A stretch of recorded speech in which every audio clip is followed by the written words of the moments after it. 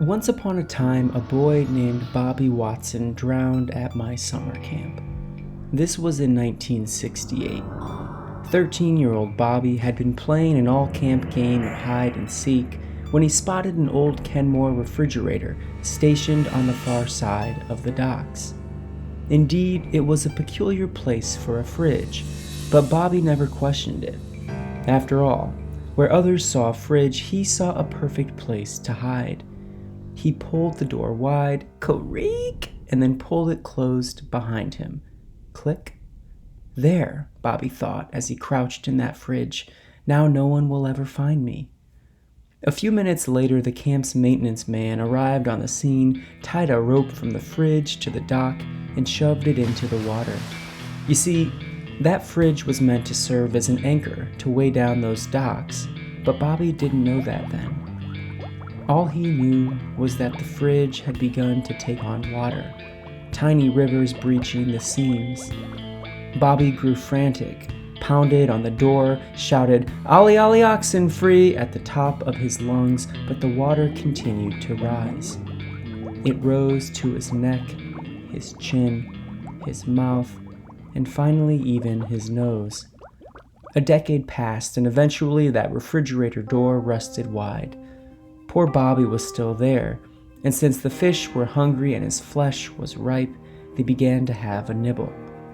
They'd hardly finished before Bobby inexplicably woke to the sound of campers shouting, "Marco! Polo!" just above him in the water.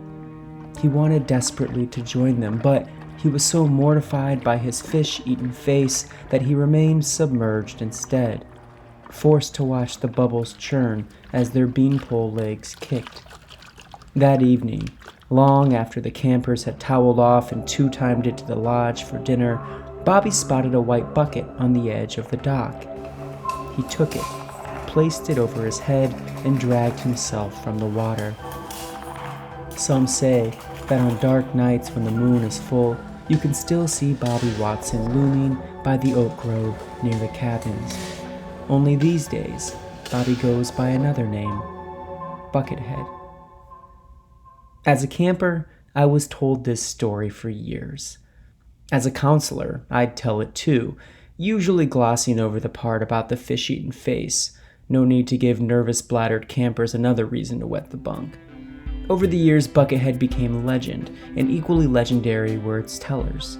Every counselor had his or her own take, each of us contributing details during our retelling. In retrospect, it was probably the grandest game of telephone any of us had ever played, one that spanned at least a few generations of counselors, a yarn we spun once and kept spinning. But who, I often wondered, spun it for the first time, and was any portion of the story grounded in truth?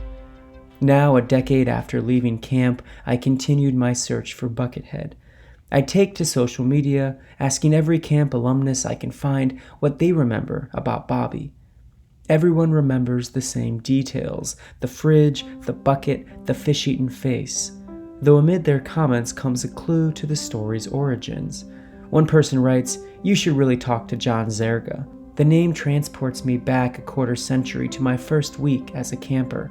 How the 7-year-old me had tiptoed into the Mohawk cabin to be greeted by none other than Counselor John, our man in question. I fire off an email to somebody that shares his name and receive a reply 30 minutes later. "Hey, how are you?" It's him, and though we haven't spoken for decades, he tells me to give him a call. I rush to my phone and he picks up on the second ring. "Hello?"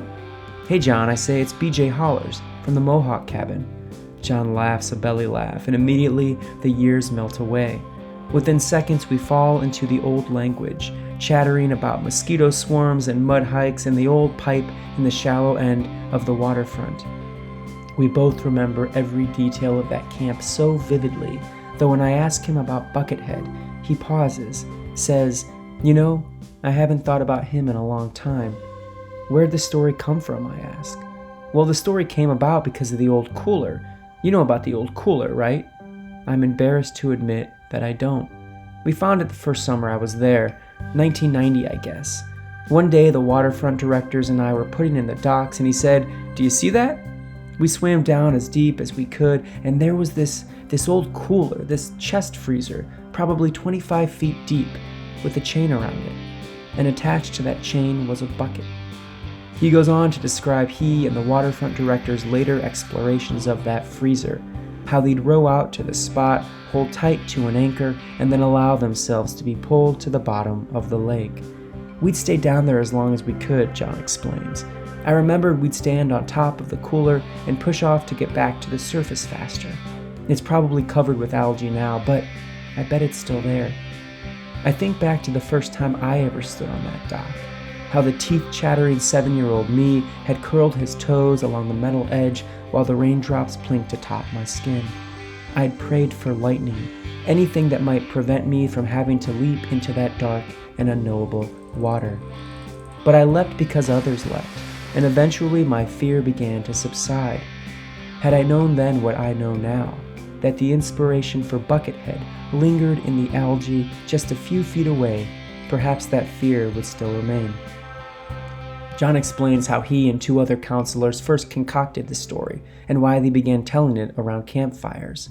We were having problems with kids sneaking out and trying to swim late at night, he explains, so we had to find a way to stop it. Buckethead became their answer. We talk Buckethead for a few minutes more, but soon find ourselves reminiscing on the magic of camp itself. I worked there for 9 summers, he tells me. One time I did the math and I was making something like 19 cents an hour. I nod all too knowingly. So what kept us coming back, I ask. He pauses. It's hard to nail down, he says. I mean, you could have just met some counselor from another country and 5 minutes later you'd be checking her for ticks. And 5 minutes after that, maybe you're rolling around with her in the mud hike. Anyway, you worked at camp, he says, cutting himself off. You know how tight it gets. I do. So tight, in fact, that camp was where I met my wife and where we later got married. There was something about the woods, the stars, the campers, that magic.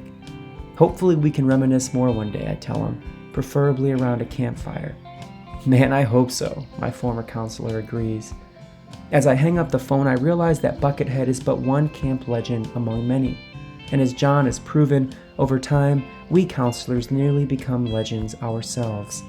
Not legendary, mind you, but legends.